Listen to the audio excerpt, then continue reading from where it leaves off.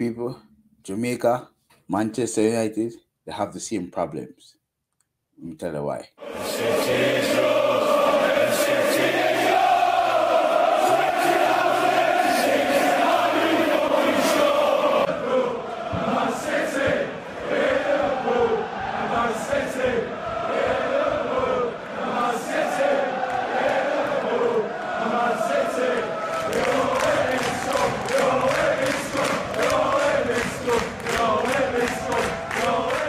Welcome everybody, welcome back to the channel, fam. We're gonna talk about it. We just need to talk about it, express myself as best as I can to get them things off of my chest so that I can live a normal life, because it messes me up completely. So I'm going to talk about Jamaica Football Federation, specifically the female situation that's going on right now, and I'm going to talk about Manchester United and their situation and bring the two of them together and show you how fucked up the two of them is, and that's why I can't sleep at night. That is why I cannot sleep at night. But before we go any further, please make sure you drop a like on the video, subscribe right down there if you're brand new. Very economical, cheap, easy. Just hit the subscribe button so you can see what videos moving forward. Bless yourself. Let's get into it, fam. The Jamaica Football Federation continues to spout a lot of lies, a series of lies to Jamaican people, to the people abroad, home and abroad.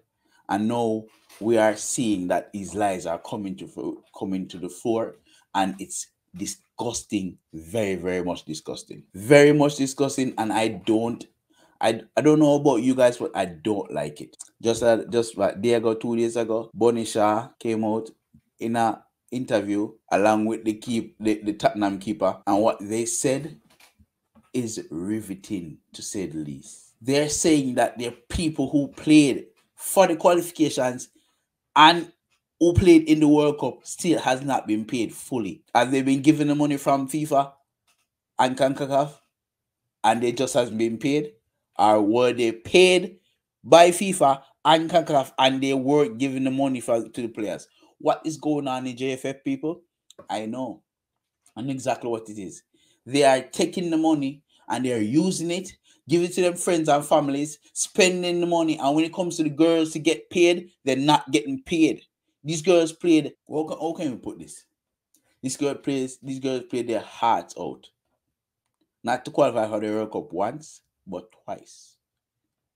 These girls played their out every damn game, and you're gonna tell me you're sit there in your empty trophy case JFF office and take this money coming from FIFA and from CONCACAF and soon from CONMEBOL and don't pay the females their money? Why is it that you have the money? No, you don't have it. You spend it. You spend the money. I'm going to tell you plain and straight right here. You, JFF, the president of the JFF, you took the money and you differ it out to your friends and families and all your people them and did not pay the people in the money. How do we know? Because the players told us so. And then tell her right in front of our face, in front of the world of seat. There's no more questions about who is telling the truth, because these women are professionals. These women are paid to play football. They're not just stop playing for Jamaica because they have a bad feeling. Yes, there's communication issues. We know that. Yes, there's issues with the coaching and sending out starting lineup in a group, not having meetings. We know that. And that is bad. That is horrible.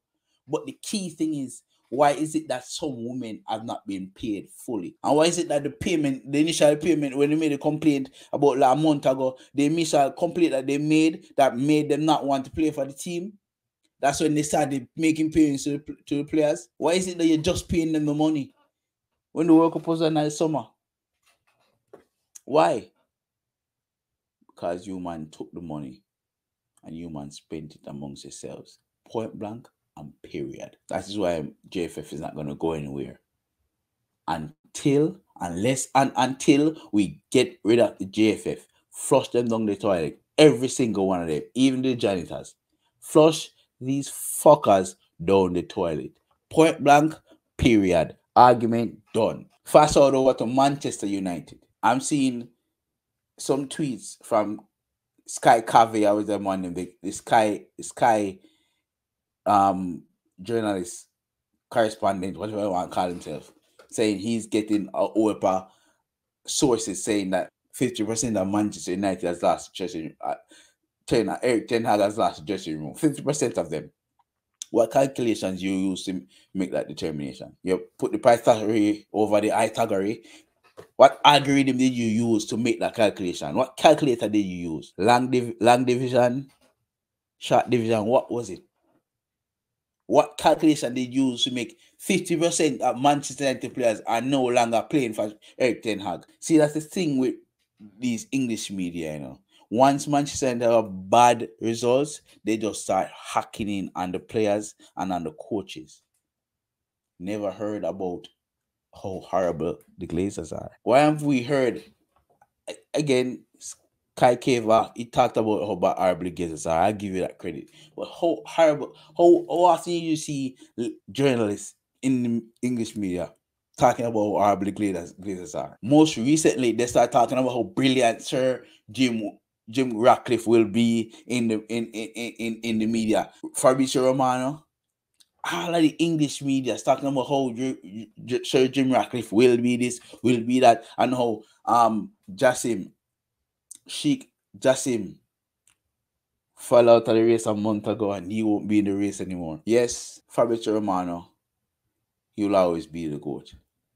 But until New York Stock Exchange, until the Rain Group come out and say,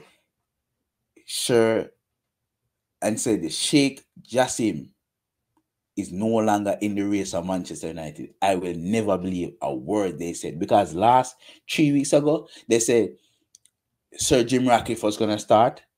Oh, no, Manchester United has a big funeral. All right, cool.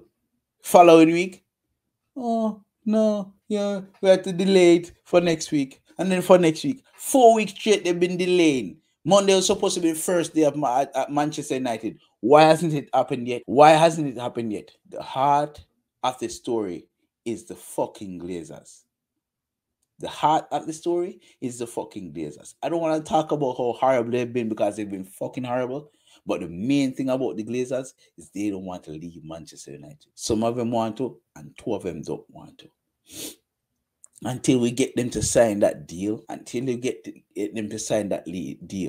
whether it's the wasteman 25% Jim Ratcliffe or the full payment of Manchester United, which is Sir Sheikh Jassim, we need the Glazers to go. Because until that happens, Manchester United will always suffer. We know how brilliant Sir Alex Ferguson was back in the day, but without the backing of a proper owner, someone can invest some money in the team, and about wait upon loan deals, the loan hammer about that last season, this season, the loan out the youth from Netherlands last season, these bunch of loans put some money in the bumbuckler team, and that's how the 2 of them combine, because the JFF and the Glazers, they are 2 incompetent pieces of shit.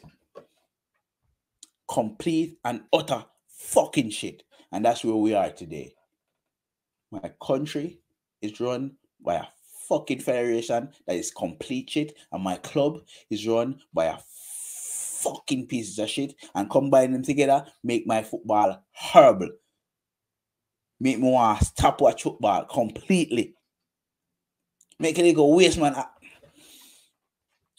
People, make sure you drop a like on the video.